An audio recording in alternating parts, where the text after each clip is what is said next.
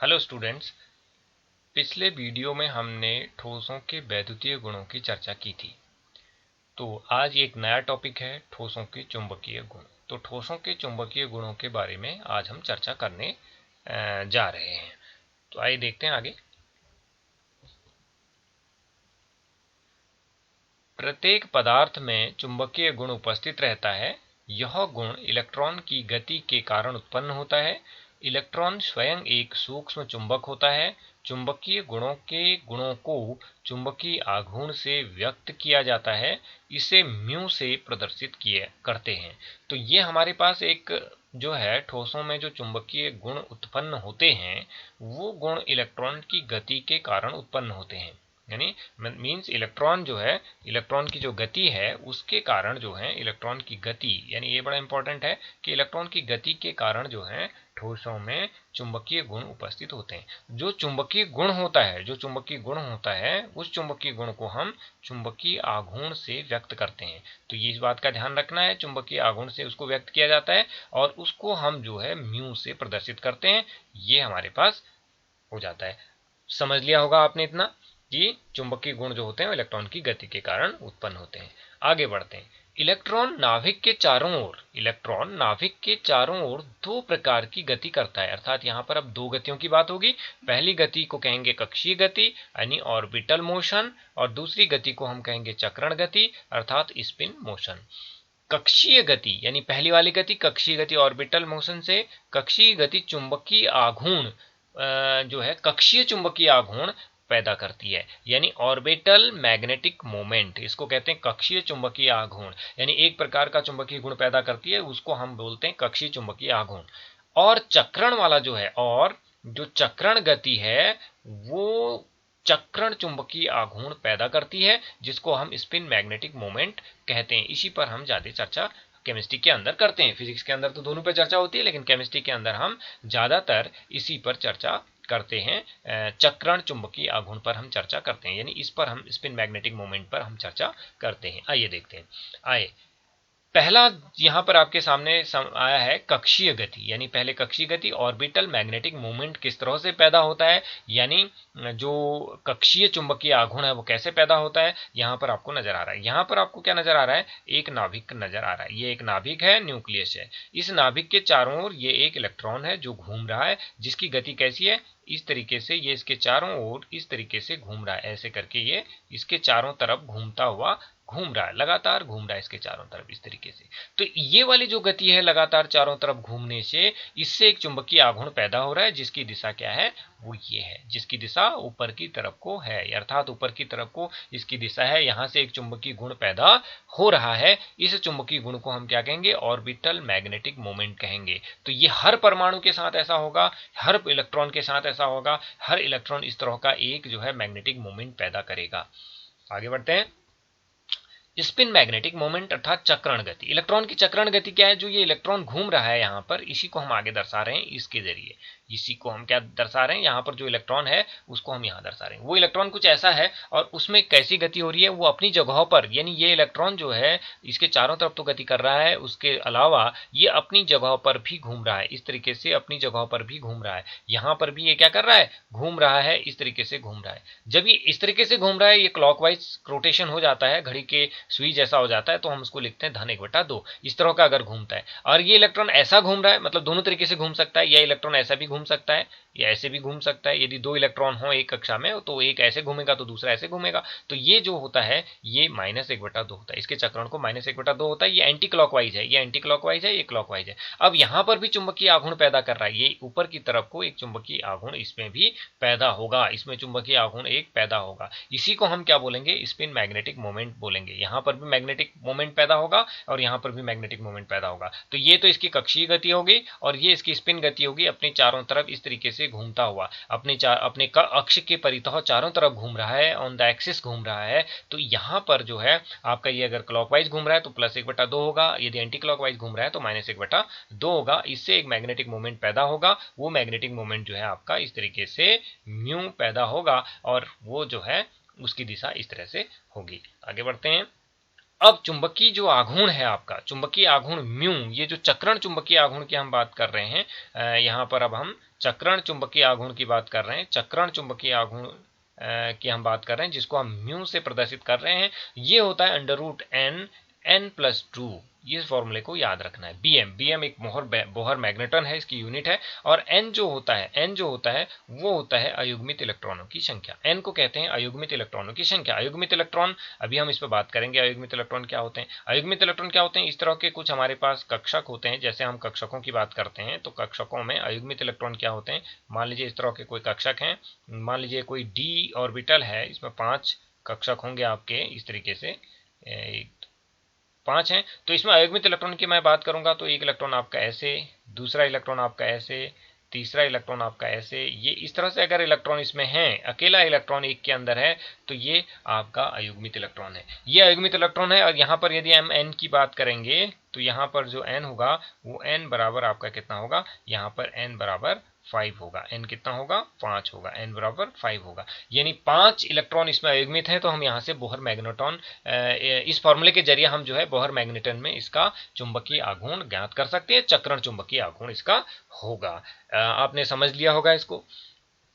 अब चुंबकीय गुणों के आधार पर हम पदार्थों को 5 वर्गों में विभाजित कर सकते हैं। यानी पदार्थ हमारे पास अब 5 प्रकार के होते हैं। उनमें से पहला पदार्थ है आपके पास अनुचुंबकीय पदार्थ, दूसरा पदार्थ है प्रतिचुंबकीय पदार्थ, तीसरा पदार्थ है लौह चुंबकीय पदार्थ, चौथा पदार्थ है प्रतिलौह चुंबकीय पदार्थ और पांचवा पदार्थ है फेरी मैग्नेटिक सब्सटेंस। ये इस तरीके से इनके अंग्रेजी में भी नाम है। पैरामैग्नेटिक सब्सटेंस है, डायामैग्नेटिक सब्सटेंस है, फेरोमैग्नेटिक सब्सटेंस है, एंटी फेरोमैग्नेटिक सब्सटेंस है और फेरी मैग्नेटिक सब्सटेंस है। ये 5 प्रकार से हम जो हैं बांट सकते हैं पदार्थों को चुंबकीय गुणों के आधार पर। आइए चलते हैं आगे। पहला है अनुचुंबकीय पदार्थ। पहला जो पदार्थ है हमारा वो है अनुचुंबकीय पदार्थ। अनुचुंबकीय पदार्थ यानी पैरामैग्नेटिक सब्सटेंस।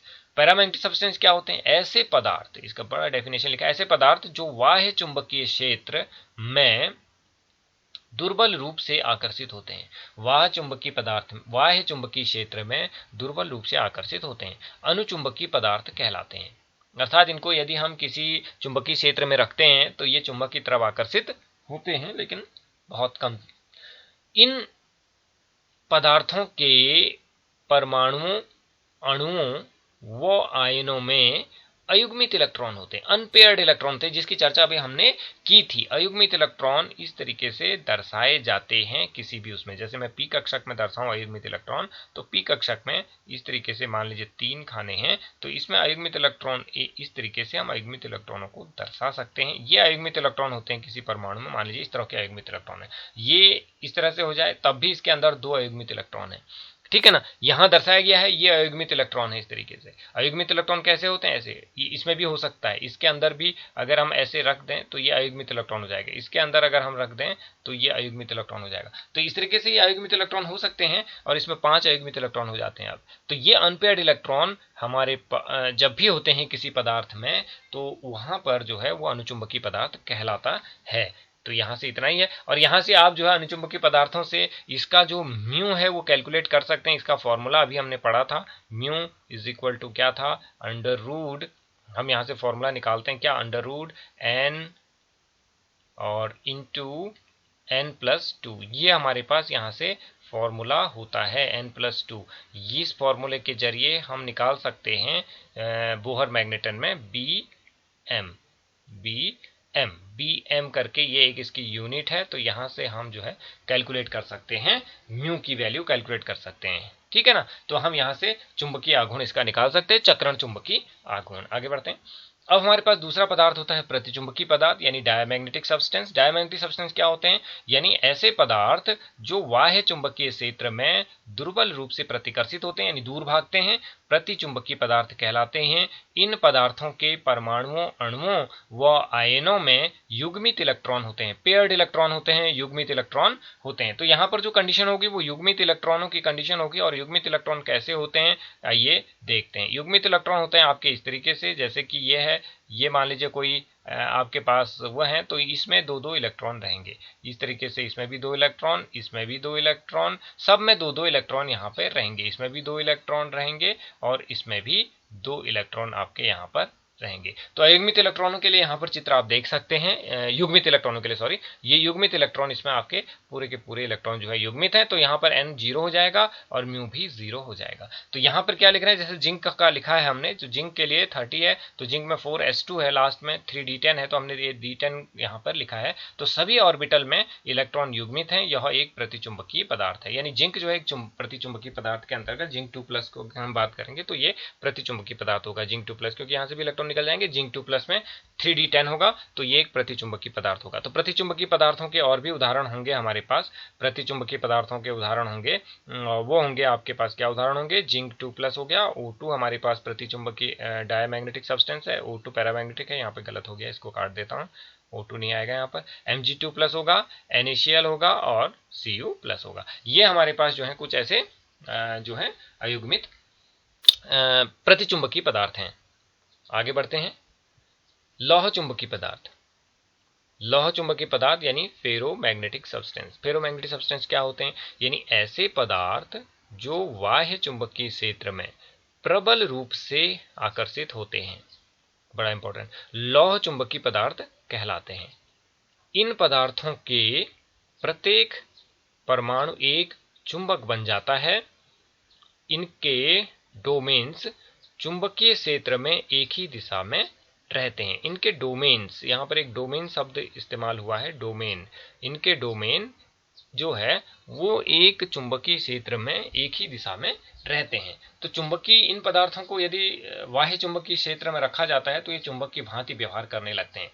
ये उदाहरण इसके अंतर्गत आता है, फिकोनी करके पढ़ सकते हैं इसको आप, फिकोनी, FeCONI, फिकोनी यानी आयरन, कोबाल्ट और निकेल, आयरन कोबाल्ट निकेल है। इस तरीके से इनके जो डोमेन्स हैं वो इस तरह से हैं, अरेंज है। डोमेन्स का मतलब यहाँ पर बहुत सारे परमाणुओं का एक समूह है, इलेक्ट्रॉनों का एक समूह है जिनका मैग्नेटिक मोमेंट इस दिशा में है, यानी मैग्नेटिक मोमेंट, चुंबकीय आघूर्ण इस दिशा में, इसका चुंबकीय आघूर्ण भी इस दिशा में, इसका चुंबकीय आघूर्ण मतलब इन सबका ऊपर की तरफ को है। अब डोमेन्स किसे कहते हैं, चुंबकीय पदार्थ का वह क्षेत्र डोमेन्स कहलाता है। चुंबकीय पदार्थ का वह क्षेत्र जहां सभी परमाणुओं का चुंबकीय आघूर्ण एक ही दिशा में होता है, चुंबकीय आघूर्ण एक ही दिशा में होता है, वो क्या कहलाते हैं, डोमेन्स कहलाते हैं। तो इस तरह से डोमेन्स होते हैं, यानी चुंबकीय आघूर्ण जो है एक ही दिशा में है, इनका ऊपर की तरफ का चुंबकीय आघूर्ण। और वैसे डोमेन्स क्या होते हैं, ये इलेक्ट्रॉनों के समूह कह सकते हैं आप, इसको परमाणुओं के समूह कह सकते हैं, जिनका चुंबकीय आघूर्ण जो है एक दिशा में होता है।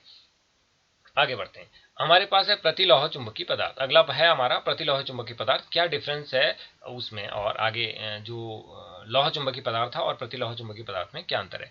ऐसे पदार्थ जिनके डोमेन्स एक दूसरे के, ऐसे पदार्थ जिनके डोमेन एक दूसरे के विपरीत दिशा में संरेखित होते हैं, ठीक हो गया, और इनका कुल चुंबकीय आघूर्ण शून्य होता है, प्रतिलौह चुंबकीय पदार्थ कहलाते हैं। मतलब ये चुंबकीय क्षेत्र में आकर्षित नहीं होते, कहने का मतलब है चुंबकीय क्षेत्र में आकर्षित नहीं होते, और इनके डोमेन जो होते हैं विपरीत दिशा में होते हैं। जैसे इसका डोमेन जो है, डोमेन का अभी हमने बात किया था, परमाणुओं का समूह है, तो इसका जो डोमेन है वो ऊपर की दिशा में, इसका डोमेन इस दिशा में है, यहाँ पे इसकी दिशा ये है और इसकी दिशा जो है ये है। अर्थात यदि इसने जो चुंबकीय आघूर्ण जो पैदा किया था वो इस दिशा में पैदा किया था, तो उसका चुंबकीय आघूर्ण इस दिशा में हो गया, अर्थात इन दोनों का चुंबकीय आघूर्ण क्या हो गया, 0 हो गया। तो इस तरीके से इस पूरे उसमें जो है चुंबकीय आघूर्ण जो है 0 हो जाएगा, क्योंकि एक ऊपर की दिशा में है तो दूसरा नीचे की दिशा में, एक किसी चीज को ऊपर की तरफ खींच रहा है उतना ही वो नीचे की तरफ खींच देगा, तो वस्तु जो है अपनी ही जहां पर है वहीं पर आ जाएगी। ठीक उसी तरह से ऐसा भी है कि इसका जो चुंबकीय आघूर्ण है वो इस तरफ से है, इसका चुंबकीय आघूर्ण नीचे की तरफ को है, तो दोनों,